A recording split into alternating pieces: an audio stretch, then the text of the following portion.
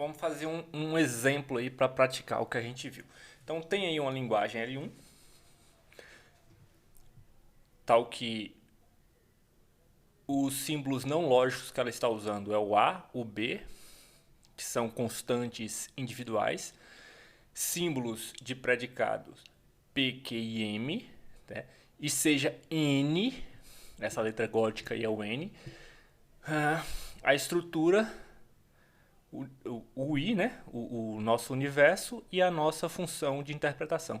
Uma estrutura para a nossa linguagem de primeira ordem, onde o U é o conjunto dos números naturais e a função interpretação I é tal que a constante A ela atribui o valor 5. O valor 5 onde? No conjunto dos números naturais, ou seja, o número 5. A constante individual B ela está atribuindo o valor 8, ou seja, o B é o número 8. O símbolo de predicado unário, veja que ele só se refere a uma variável. P, ele diz o que? X pertence a N, tal que X é par. Ou seja, a propriedade P de ser par. A propriedade que é a propriedade de ser um número ímpar. E por último a gente tem aí o quantificador binário M, tal que XY é um par ordenado pertencente a N cartesiano N. Tal que X é menor do que Y. Esta é a relação definida por M. Determine se as fórmulas a seguir são verdadeiras ou falsas. Então vamos lá. Nessa estrutura, relativamente a essa estrutura N aí, ó, essa fórmula vai ser verdadeira se e somente se a interpretação de A pertencer ao conjunto Q. Na prática, precisa disso tudo? Nesse caso aí, tanto as propriedades quanto os elementos estão bem definidos, você consegue ver por aqui, fica até fácil ver o que está dizendo. Isto aqui vai ser verdadeiro, o Q de A vai ser verdadeiro se A tiver a propriedade de ser um número ímpar, não é? Não é essa a propriedade Q? Ser um número ímpar. Portanto, quem é A? A é 5. 5 é um número ímpar? Sim, é verdadeiro. Portanto, aqui, ó. Aqui ia ficar meio difícil, mas, por exemplo, este conjunto aqui, talvez você esteja em dúvida. Como é que eu vou saber que conjunto é esse se ele simplesmente definiu o conjunto por propriedade? Isto aqui seria o mesmo que para os números naturais, tá, gente? Opa. Posso definir esse aqui. 0, 2, 4. Aí resta saber se o autor considera o conjunto dos números naturais do 0 ou do 1. Bom, pelo que eu vi deste autor, e assim infinitamente. Este aqui para os números ímpares seria o quê? 1, 3, 5, 7. Tá? Bem, tá aí. Então, evidentemente, para esta primeira aqui, nós temos que na estrutura N, ela tem um valor verdadeiro. Talvez não seja necessário fazer uma expansão dessa linguagem. Se você já quiser trabalhar com expansão, você, por exemplo, ele só deu duas constantes individuais aqui, ó, nessa linguagem. Talvez você queira expandir, porque N é um conjunto infinito. Talvez o mais interessante fosse você estabelecer, eu não vou fugir da notação adotada pelo autor, tá? Então não vou estabelecer a minha aqui. Eu vou chamar C. Né? Vou expandir a linguagem. Eu vou dar as constantes C. C e interpretação de C é o número 0. E aí eu vou chamar de N1 para o 1, N2 para o 2, N3 para o 3. E quer saber de uma? Eu vou passar por cima da notação dele e vou chamar I de N4, né? E aí vou fazer N5 igual a 5 e ou seja, vou expandir a linguagem de tal forma que o 5 fique com dois nomes, N5 e o próprio A, que aí facilitaria a minha vida. E aí eu só vou usar esses A e B aqui quando chegar na fórmula e precisar olhar para A e B. Vamos lá para essa B então, para esta B. Como é que eu vou analisar se... Essa aí deve ser mais fácil ainda. Ó. Vamos fazer rápido.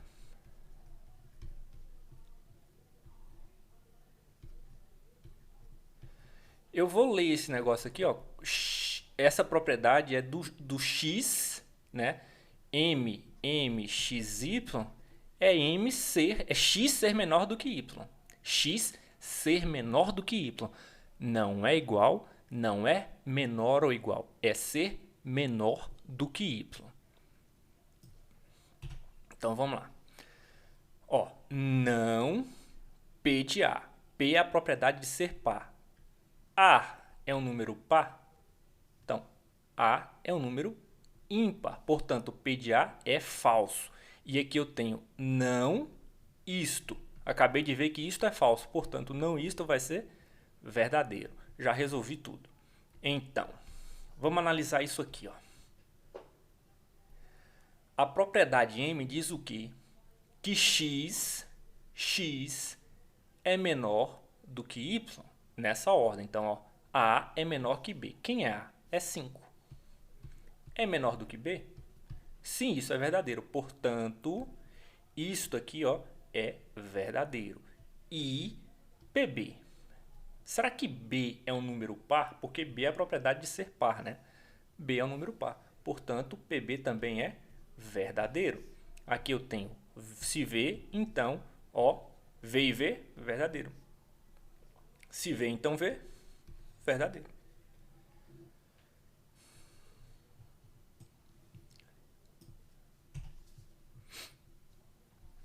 C. Para todo x, aqui para todo, existe x tal que x tem a propriedade de ser um número par. Isso é verdade? E eu não precisei nem expandir a minha linguagem, tá? Apesar de ter feito aquela expansão ali de forma bem truculenta. Eu nem precisei expandir a minha linguagem para encontrar uma constante c para substituir no lugar de x, tal que eu encontre um elemento no universo que tem a propriedade de ser par. Portanto, ó, se eu substituir o x por b, PB é verdadeiro. Logo, existe um elemento no universo que tem essa propriedade que torna aquilo ali verdadeiro. Logo, existe x, px, relativamente à estrutura N, é verdadeiro. Mas só tem verdadeiro aqui? Ali, pronto. Para todo x, px. Bom, veja só, o que isso aí está dizendo? Para todo x, x é um número par. Bom, você não precisa nem testar todos, até porque testar todos em um conjunto infinito é realmente um trabalho infinito. O que você precisa é saber que isso aqui, numa estrutura N, né, para todo x alfa, né, ou px no caso, é igual ao verdadeiro se e somente se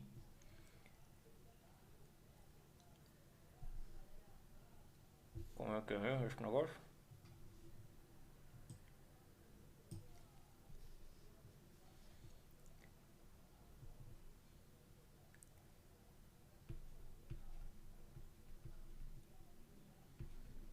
Alfa, né, que no caso aí seria px x e eu acho que é isso. É igual verdadeiro para todo parâmetro i, tá? Lembre-se disso. Tem que ser para todo. Se eu colocar aqui, ó, no lugar do i de uma constante i, pegar toda a constante i e colocar no lugar de x, isso tem que ser verdadeiro. Aí você fala, mas é infinito, eu vou ter que testar uma por uma? Olha, pelos nossos conhecimentos dos números naturais, a gente sabe que não, todos os números não são pares. Não são pares. Inclusive, você não precisa nem ir longe. Você tem aqui na própria linguagem que ele te forneceu, você tem um exemplo de um número que não é par. Ó. Então, se você substituir o x por a, você tem que P de a tem um valor falso. Portanto, isto aqui é falso. Nesta linguagem nessa estrutura, né? Relativamente a essa estrutura, para todo x px é falso.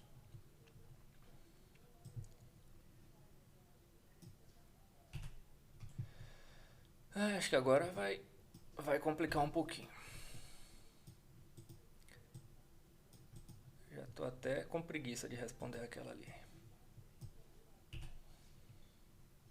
Deixa essa merda aí. Bom, vamos lá. Olha só, intuitivamente, o que a gente pensa? Existe x para todo y, tal que x é menor do que y. Como é que eu vou fazer isso? Observe que aqui, como eu falei para vocês, ele deu a propriedade que é menor e não que é menor ou igual. Então, olha só. Em vez de olhar essa fórmula toda, eu poderia olhar ela por partes. Então, uma fórmula como essa aqui, eu quantificaria substituindo o x, colocando a instância. A instância diz o quê? A instância de uma fórmula alfa, x, y, né? Diz que eu vou pegar uma fórmula aberta e substituir toda a ocorrência livre, se eu estivesse olhando só isso aqui, ó, por uma constante. Então eu substituiria isso aqui por uma constante e verificaria se essa fórmula é verdadeira. Substituindo isso aqui, ó, para todo y, m de a, y menor, né? Isso aqui é verdadeiro? Em n, será que isso é verdadeiro? Eu ia ver que não, que isso não é verdadeiro, tá? Simplesmente, quando você tiver que eu estou fazendo aqui? Para não ter que analisar ela toda, que eu não vejo problema nenhum em analisar ela toda, só estou imaginando, se você chegar numa situação em que está complicado analisar tudo, você quebra a fórmula por uma parte menor, uma parte mais fácil.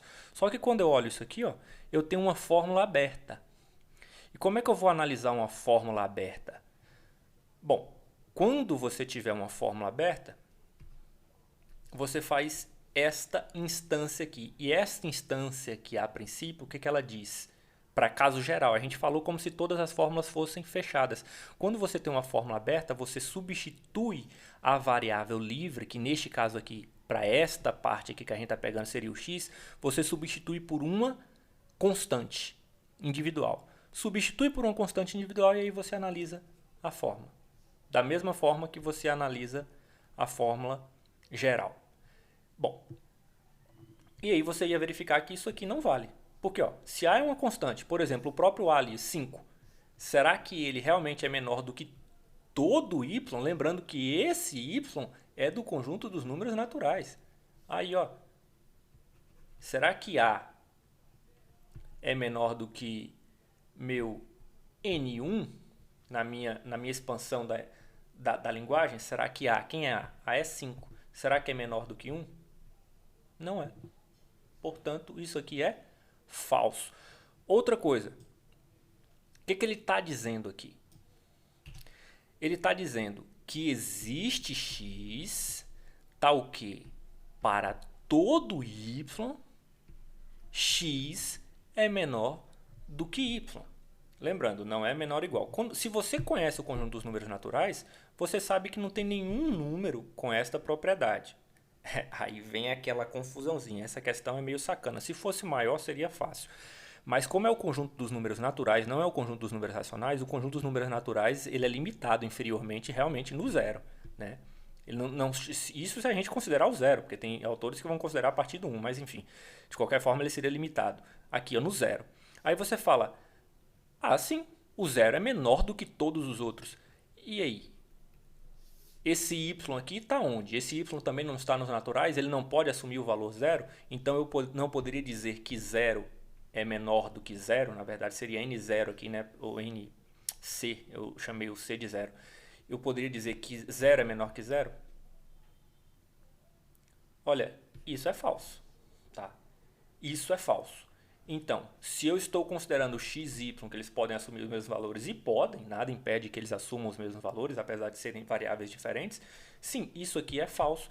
Então, realmente, como eu disse a você, se fosse menor ou igual aqui, ó, seria verdadeiro. Tá? Mas como ele colocou só o menor, estritamente menor, quando x assume o mesmo valor de y, isso vai ser falso para qualquer caso. Portanto, olhando a fórmula toda aqui, eu percebo que ela é falsa.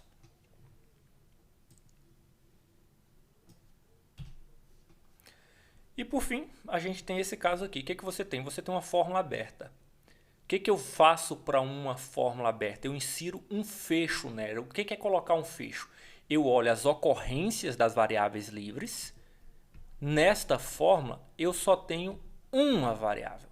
Ela é livre? Ela é livre. Então, na ordem em que elas ocorrem, na fórmula toda, eu coloco um quantificador universal para a variável. Pronto. E agora eu vou interpretar essa fórmula como se fosse uma fórmula universal. Isso tem que valer, né, para isso aqui ser verdadeiro na estrutura N que eu estou analisando. Isso aqui só vai ser verdadeiro se e somente se N, né, na estrutura